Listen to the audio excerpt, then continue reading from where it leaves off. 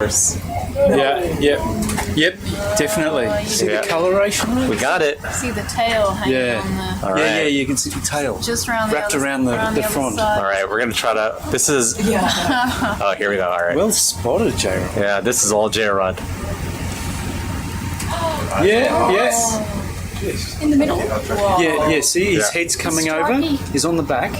Pink and white stripes. And he's got little bumps that are the same colour as the polyps. Yeah. And see his eyes? He's got little black eyes.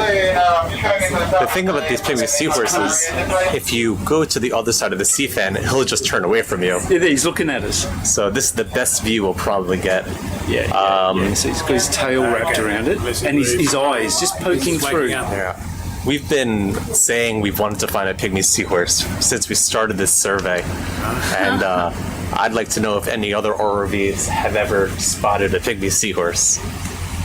Size-wise, we're talking tiny, maybe 5 millimeters, centimetre or maybe a centimetre. Yeah, sort of like the size of your fingernail. Yeah. Seriously? Yeah, tiny. That's why you really have to look closely, looking for something that's moving. So J-Rod, our leader of the ROV team, just saw something bobbing behind, and of course it's quite clear now, but you've got the tail, it's actually wrapped hanging onto the branch, and you just see his black eye, a bit of a googly eye poking through the gap between the polyps there. And seahorses, they live in pairs. So there's a chance that there's two or pairs of seahorses on this sea fan. So should we zoom out and look for another? No. Let's just enjoy this. Okay. Yeah. He's been greedy now. I'm sure there'll be more. Okay, so it's bending away from us. So, we're looking from the tail view. You want to go to the other side? It'll spin away from us, I think. Probably blowing in the current. We could try. It's not going to go to another. It's not going to swim away. I'll tell you that much. Got some encouragement on the chat to go to the other side. Yeah. Easier said than done. Yeah.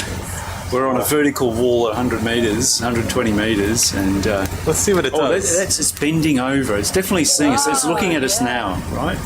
We just got quite a good perspective of it. Now it's underneath.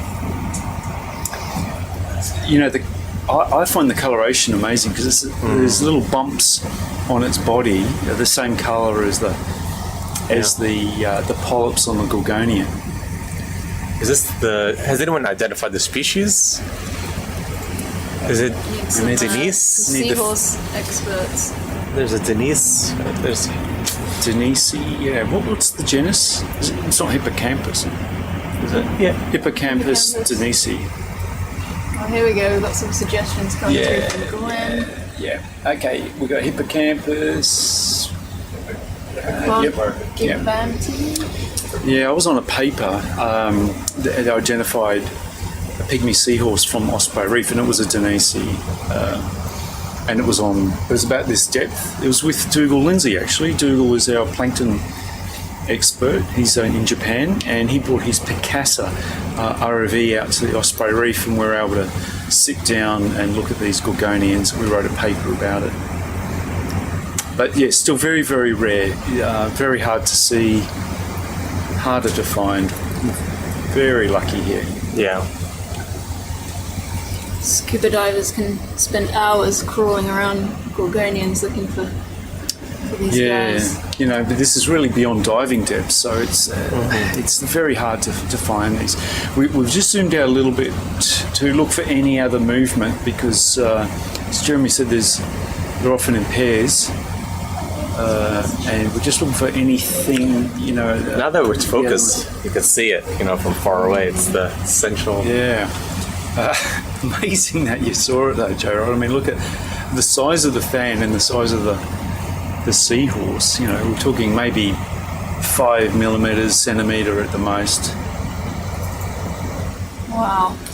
Yeah. Tiny little things. So maybe we could look for the tail on other branches because the tail kind of is a white striped tail. Yeah. Just a little bit deeper. We're gonna try to catch its face. Here we go. Here we go. Oh yeah. Oh, There's perfect. the Well shot. done. Well done. You can just see his little pelvic. Is it like they're? Are they pectoral fins? Like what are we? Yeah. What are we seeing there? Yeah, they The would Gemma? be. So Oh, yeah, look at that. obviously as a seahorse shape, this is quite a different morphology to other fish, but really they've got all the same features, just in different places. So yeah, Rob's right. We're just seeing little flutters of his pectoral friends, probably up near gills, and turning away. Yeah, there's a bit of current thrown at it, so it's being knocked around a little bit. That camouflage is just amazing. But it's quite symmetrical, isn't it? You've got the buds, I guess, exactly the same either side. Right. Yeah. Which resemble polyps. Yeah. It's looking at us now. There we go. Oh, so Wow. you can just see his gills. You know, the gills flapping away. Just beautiful.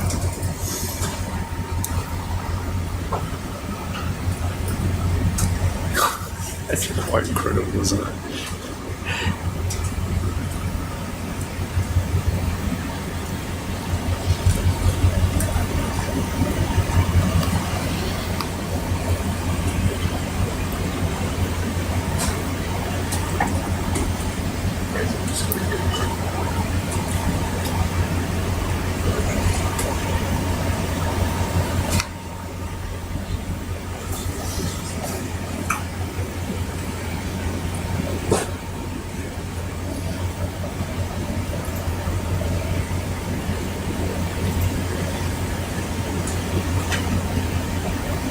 I'm thinking we grab a piece of the coral because we have an image of the seahorse.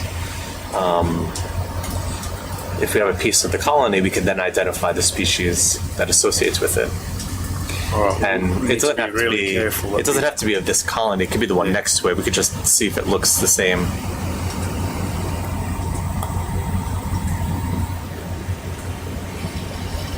I think we should leave this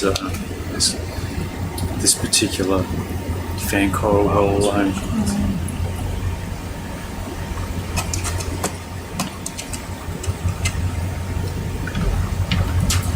There you go. Hey.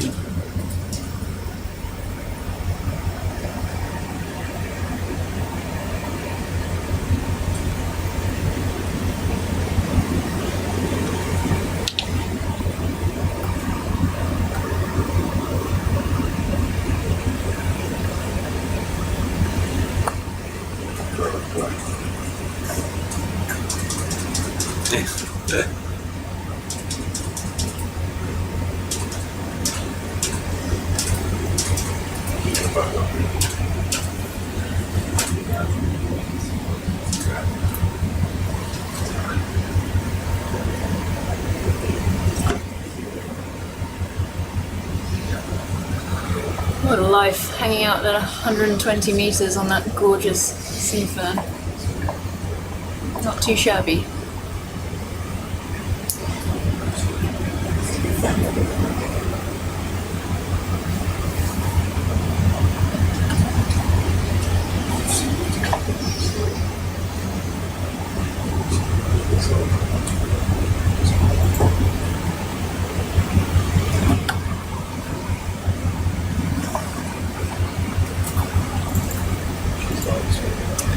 No, don't see any other mate.